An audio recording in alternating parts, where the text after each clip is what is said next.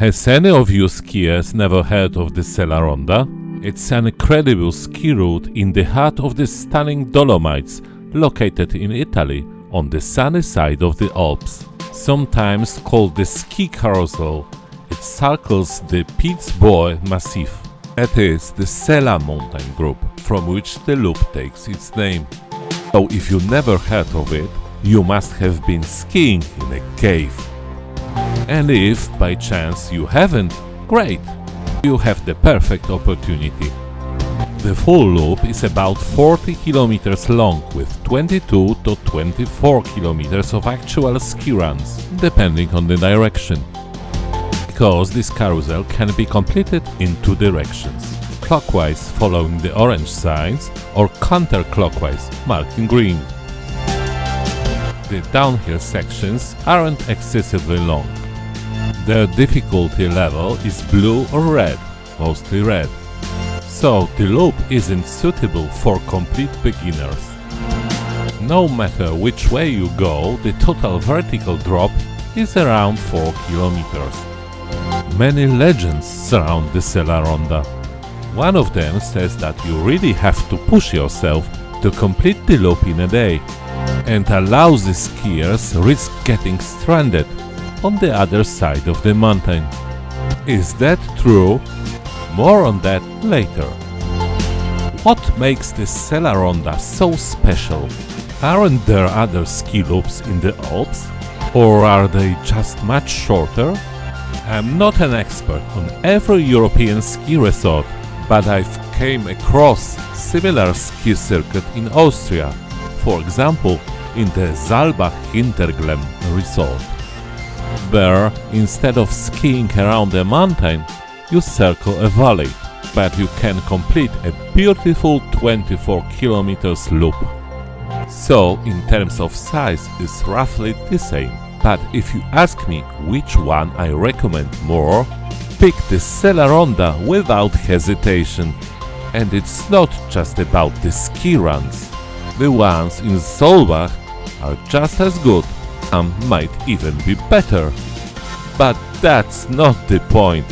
Just look at the landscapes and you feel the difference. It's the absolutely breathtaking views.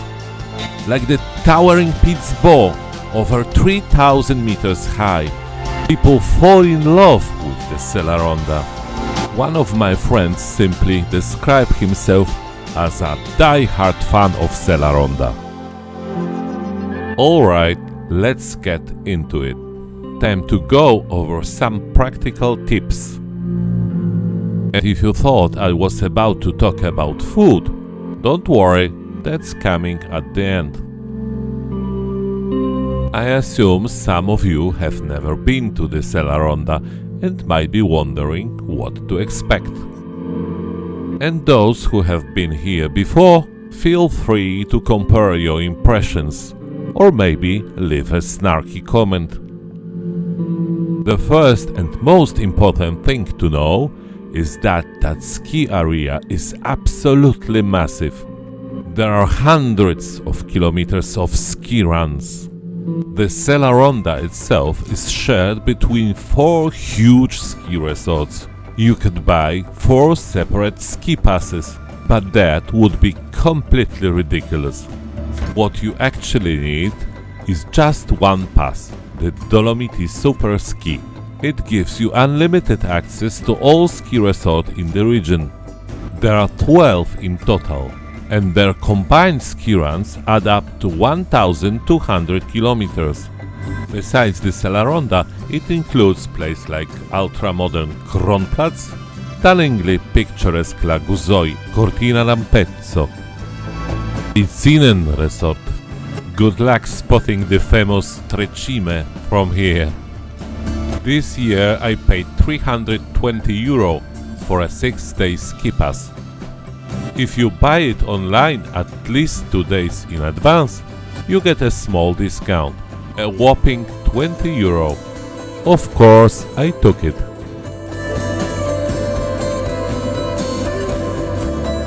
Another thing, the Sella Ronda is a loop, meaning you can start anywhere and ski back to the same spot.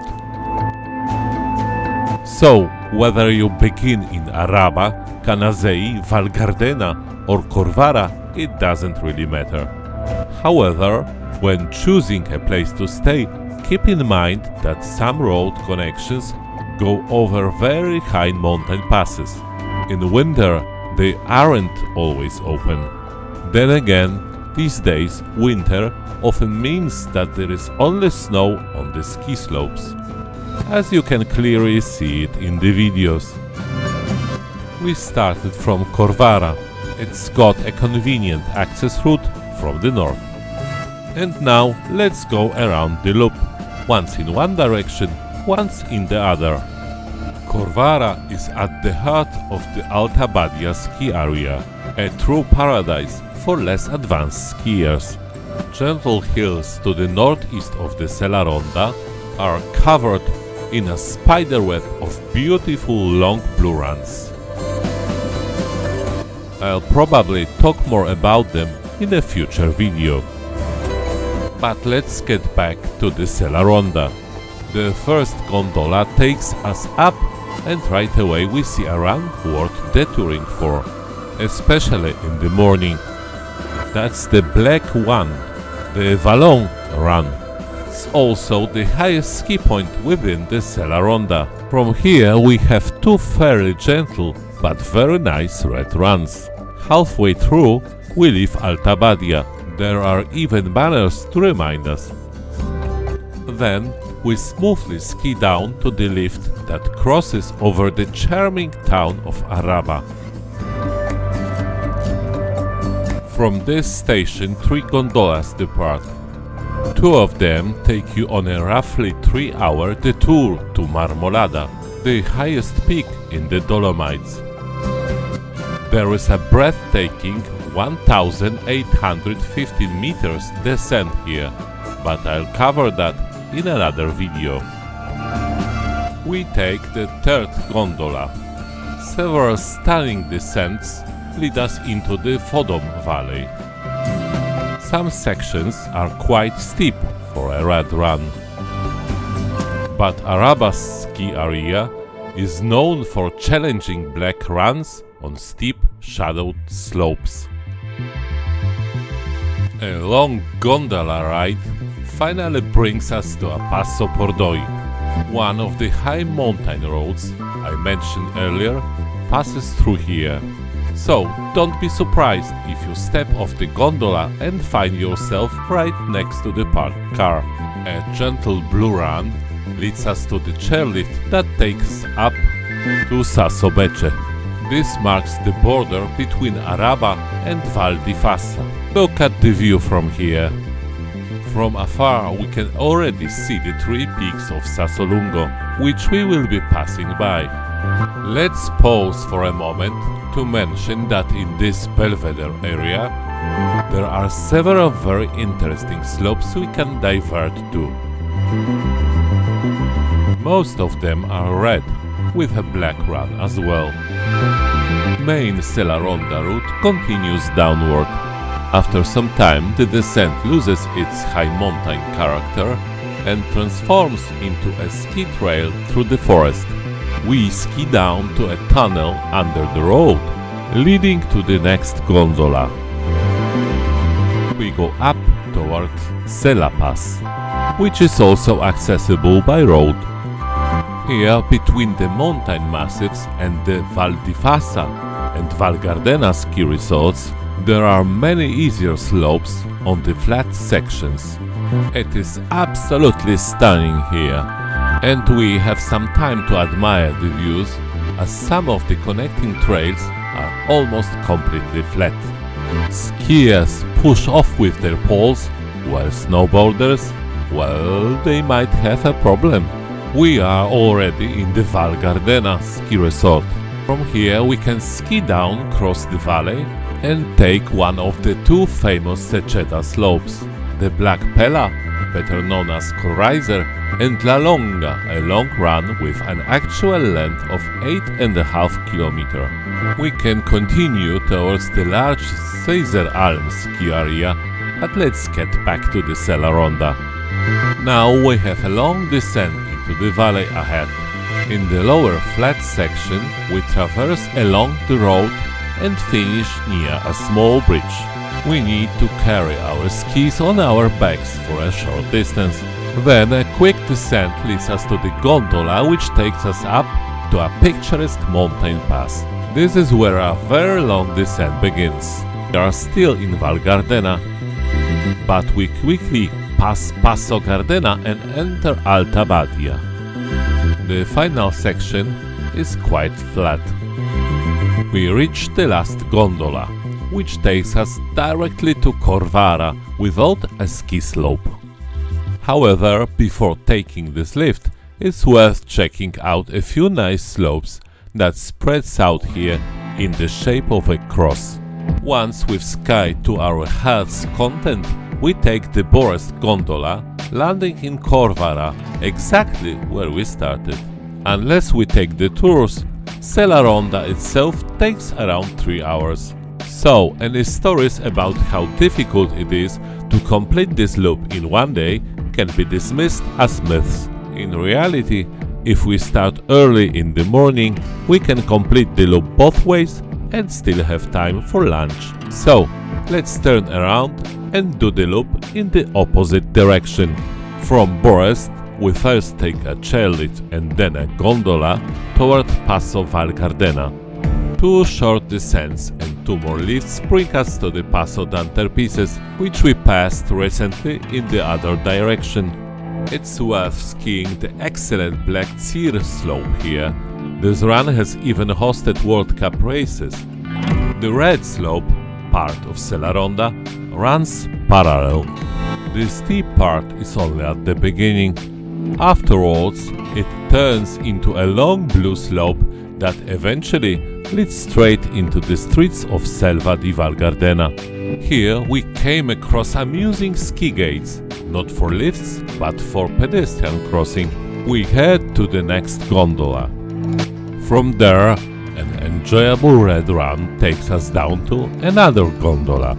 Just like in the other direction, we encounter scenic but almost completely flat connector trails.